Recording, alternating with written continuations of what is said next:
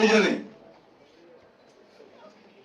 বিভিন্নভাবে যারা পারবেন তাদেরকে দিয়ে একসাথে করে নতুন সংবাদ মাধ্যম সৃষ্টি করে আমাদের সাংবাদিকদের কর্মসংস্থানের ব্যবস্থা করে সৃষ্টি করতে হবে।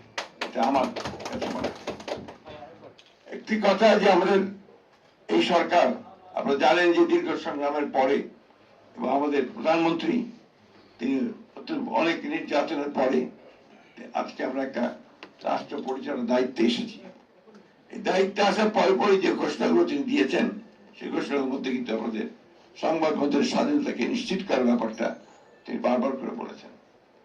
এবং আমি ইতিমধ্যেই যেটা লক্ষ্য করছি তিনি আপনাদের সকলের সঙ্গে মত বিনিময় করছেন।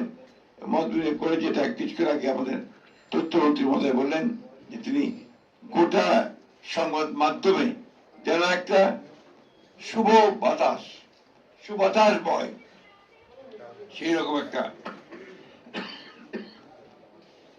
পরিবেশ তৈরি করার চেষ্টা করছেন। দুর্ভাগ্য আছে আমাদের যে বাংলাদেশে আমরা সবসময় কিন্তু সহজেই সবকিছু সোজা পথে পাই না।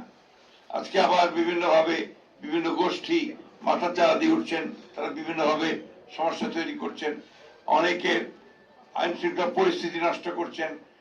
আপনার স্বাভাবিকভাবে যে সমস্ত যে কথা কিছুক্ষণ আগে বলা হলো যে আপনার সোশ্যাল মিডিয়াতে যে সমস্ত আপনার প্রচারণা হচ্ছে, যে সমস্ত অপপ্রচার হচ্ছে, এই সব কিছু মিলিয়ে কিন্তু সমাজকে আবার ভিন্ন পথে পরিচিত করবার একটা উদ্যোগ আছে, একটা কনসিয়াস এফোর্ট আছে। সেই এফোর্টটাকে যেন আমরা সবাই মিলেই এটাকে প্রতিরোধ করতে পারি, প্রতিহত করতে পারি এবং সঠিকভাবে এগিয়ে যেতে পারি, সেই চেষ্টাটা আমাদের করা দরকার। আমি এর আগে বলেছি যে আমি ব্যক্তিগতভাবে কিন্তু একজন একেবারে একটা লিবারেল ডেমোক্রেট। আমি হচ্ছে উদারপন্থী গণতান্ত্রিক দল। আমি এখানে আপনার কোনো ধর্ম, বর্ণ বা অন্য কোনো কিছুর ভিত্তিতে এখানে বিভাজনের পক্ষে নই।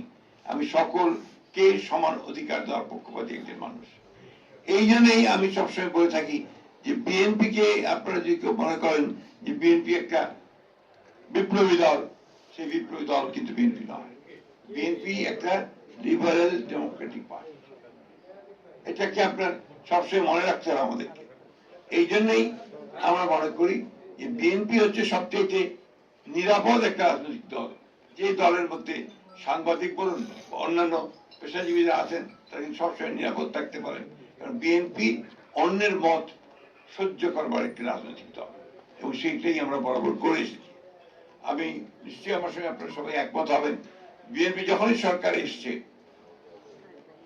সাংবাদিক দলন বা নির্যাতন কিন্তু সবচেয়ে কম হয়েছে। আপনি এটা খুব বেশি খুঁজে পাবেন এবং কারণ বিএনপিতে বিশ্বাস করে।